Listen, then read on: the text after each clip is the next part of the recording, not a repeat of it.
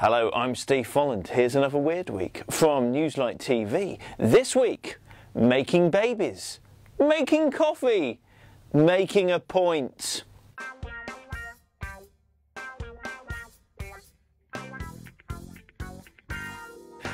Now a good cup of coffee can make you feel on top of the world, particularly if you make it whilst 20,000 foot up in a hot air balloon. This is a team of Lithuanians who have set a new world record by preparing a cup of coffee in a hot air balloon at over 60 kilometers an hour, over 6 kilometers high. You can see it's no easy task. They needed special equipment both on their bodies and in the making coffee department. Up there it is minus 20 degrees, and yet still I would wager that a cup of Americano from a popular fast food chain would still take 5 minutes to cool down at that temperature.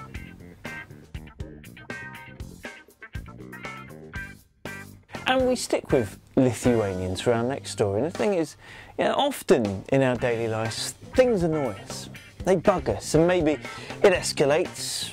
And the most that we might do is perhaps send a little letter of complaint, maybe write a slightly knocked blog post. But not if you're the mayor of the capital of Lithuania and you're annoyed with people who park illegally in cycle lanes and you yourself are a keen cyclist.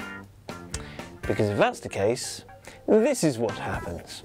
Yeah, he took to the streets in a tank. Yeah, a tank, and drove over a Mercedes. Fair to say, though, that driver won't be parking there again, or anywhere else for that matter. And so to the world record for the most amount of people showering together simultaneously in one place. And this goes to Bournemouth on the south coast of the UK, where 152 people gathered on frankly a rather chilly morning under a specially constructed shower head. Well done to them for breaking the record. But actually, if you go to Newslight's website or look for it online, you can find the video of this event taking place. And if you study it hard enough, no, it was in the name of this show. If you study it for long enough, not only are there bikini-clad women, there is one old man in yellow trunks. God love you, Grandad, for making that effort. I bet he goes down there and swims every morning and couldn't believe his luck. Although you could imagine the phone call, couldn't you? Yeah, I'm afraid there's some bad news. Your Grandad died in the shower. Oh my God, what happened? Did he slip? Oh no, to be fair, it's probably what he would have wanted. He had a heart attack. A heart attack, that's awful, in the shower. It's such a shame that nobody was with him at the time. Oh, trust me, there were people with him. Now, I wish we had photos and video for this story, but we don't, but I'm going to tell you it anyway. This is the story of John Goldfinch, who was a keen angler. That was fishing. He felt a huge tug on his line. I think, man, this is a whopper. This is a big fish. Reeling it in, reeling it in, reeling it in. Attached to the other end of his fishing line is a scuba diver who has been hooked in the crotch. Sadly, with this story, by the way, I should say, shortly afterwards, the scuba diver's girlfriend also surfaced going, "What happened to Dave?" Yes, anyway, the sad part of the story is that we don't really know much more than that. We don't know whether, for example, the angler kept him or threw him back. Or perhaps, if it had left him on the end of the line, if it had caught any bigger fish, because we all know that if you're a fisherman, it's all about the tackle you use. And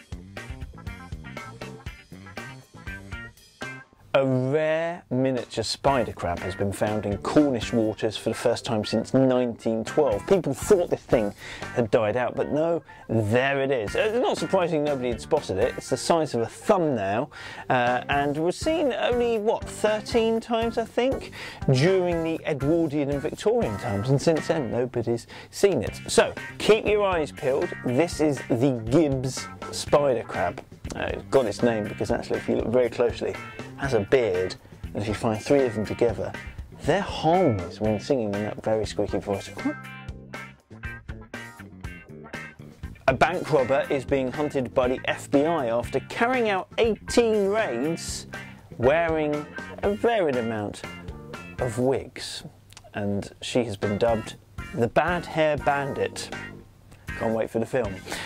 Here she is. She has managed to, well, don everything from a badly fitting bob to a badly fitting blonde dreadlocks, all in a bid to hide her identity during her crime spree.